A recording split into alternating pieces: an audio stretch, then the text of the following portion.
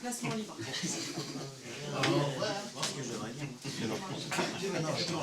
Si vous voulez de l'eau durant la séance.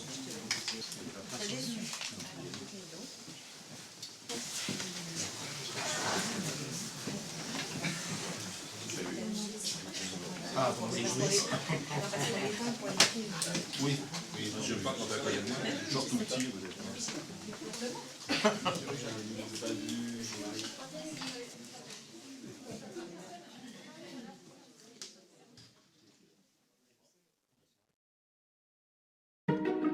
C'est quoi notre métier? Si ce soir ou demain soir vous voyez des copains à dîner, ou de la famille, vous essayez éventuellement de leur présenter ce que vous faites comme métier. Vous allez leur dire, je suis dans l'assurance. Ouais, non, en fait, je suis dans le conseil. C'est extrêmement compliqué. En France, il y a à peu près 13 000 courtiers d'assurance. Nous, on ne fait pas ce métier-là du tout. Nous, on cherche à comprendre les problèmes de nos clients, à élaborer des solutions d'assurance, à trouver des assureurs qui vont répondre aux objectifs qu'on a déterminés avec nos clients. Nos clients, s'ils nous entendent dire qu'on est courtier, ils imaginent qu'on distribue des produits faits par les autres. Alors qu'en vrai, on est à leur côté, conseil, donc à côté et pas en face.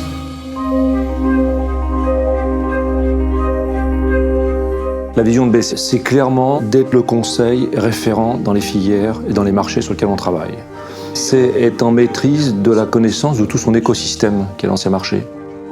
L'intelligence, c'est de se dire, là, vous avez plusieurs types de prestations de services, et ça fonctionne facilement.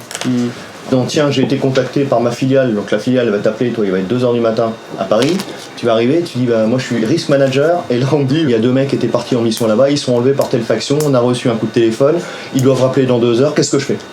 Donc, on est capable de travailler sur, voilà vos différents besoins, on a trouvé un package, un assureur français, un assisteur français, un gestionnaire de crise français et un contrat KNR français.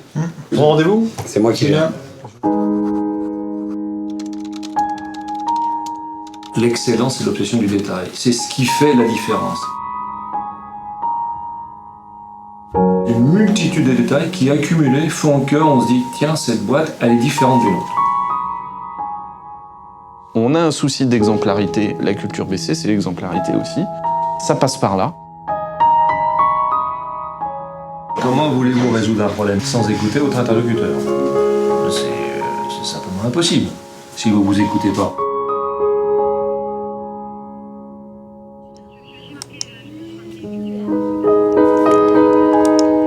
Dans la vie, il faut savoir écouter ses clients. En l'occurrence, on n'a pas compris, parce que tu viens de nous dire un truc différent de ce qu'on a compris tout à l'heure. Là, on va pas faire la réunion, il est 11h30. Si soit tu vas nous écrire que la perception de la taxe, elle se fait par lot, soit elle se fait par contrat. Et les versements? Mais non, mais ça n'a rien à voir, les versements.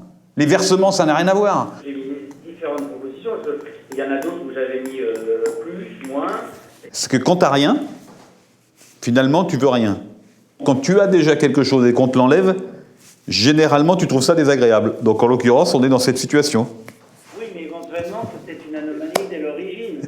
Non, mais je m'en moque. Pas de solution, je vais réfléchir. Oui, réfléchissons. Mais pas trop longtemps quand même, hein. Disons qu'on a la journée, quoi. La journée, la semaine, maximum.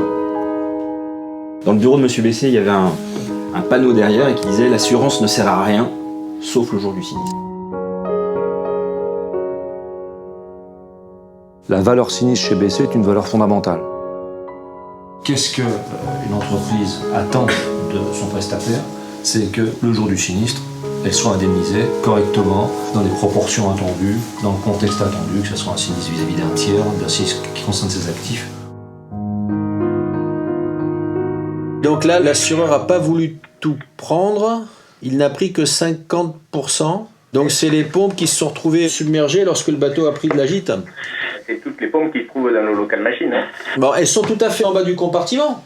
Ah ben oui. Bon, c'était submergé en eau de mer, donc il n'y a pas de souci. Par conséquent, on va partir du principe effectivement que vous aviez besoin de faire la modification, donc on va revenir à la charge. Les clients nous disent j'ai été content du règlement. Ils disent de l'accompagnement. Ils disent accompagnement. Donc il y a la notion de pilotage. Et vous avez fait en sorte que ce sinistre soit neutre, la plus neutre possible et n'impacte pas mon activité.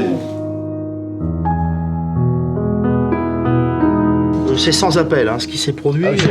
On est arrivé à la fusion du cuivre. Sur les mêmes bateaux de l'armement qui ont le même type de matériel, l'armateur regarde sur tes recommandations qu'on n'ait pas ce genre de matériel défectueux. On a même convoqué le fournisseur pour qu'il fasse les contrôles en tant que sachant sur les installations. Donc sur nos chantiers, qui ne sont pas directement concernés par l'avarie mais indirectement, les prévenir par quelque chose de type newsletter de ce genre de difficultés pour qu'ils ne montent pas ce matériel-là sur les bateaux.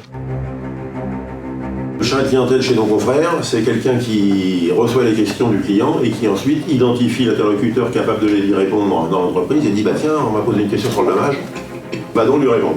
Le chargé de clientèle chez BC, c'est la personne qui va non seulement poser la question, mais qui va porter la réponse.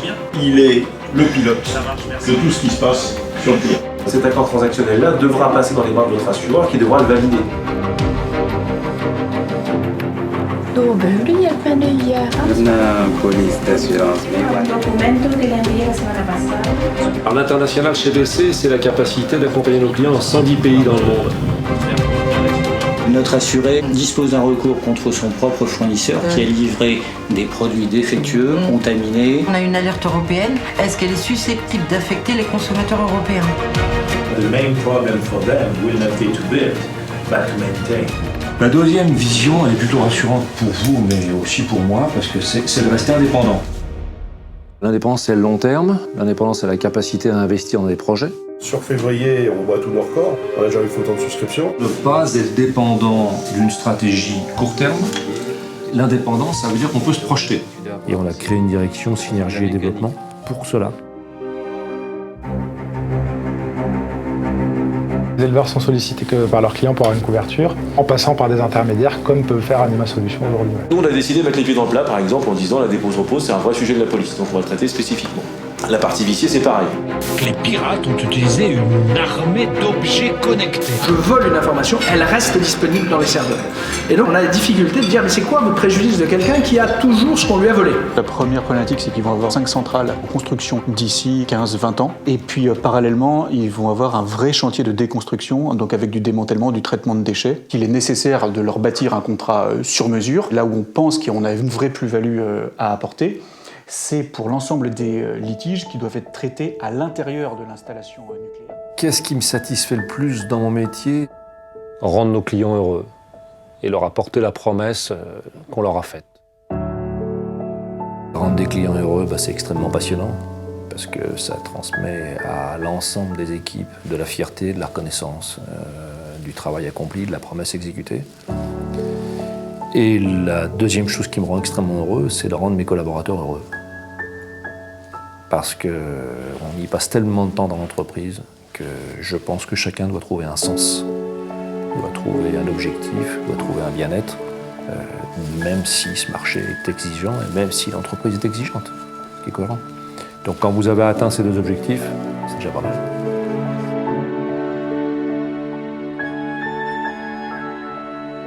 La mission du pôle s'intéressait aux groupes industriels, que ce soit des entreprises de taille intermédiaire jusqu'aux grands groupes, sociétés du CAC 40. Maritime, c'est d'abord la construction, la réparation navale. Ça, c'est vraiment notre cœur métier. Il faut foncer sur ce secteur d'activité coopérative agricole qui présente la sécurité de rester franco-français sur les 30 ou 40 années qui viennent. C'est donc une quarantaine de collaborateurs. En front office, une équipe de 12 chargés de clientèle. Le gestionnaire va proposer aux propriétaires bailleurs d'assurer ses loyers. C'est vraiment au moment du sinistre qu'ils s'apercevront qu'ils sont bien garantis, que ça va vite, qu'ils sont pris en charge, qu'ils sont compris. On est aujourd'hui un des acteurs majeurs sur ce secteur en France. On a aujourd'hui 80 personnes qui travaillent sur ce métier. C'est également un enjeu extrêmement important parce que c'est un enjeu financier majeur pour nos clients.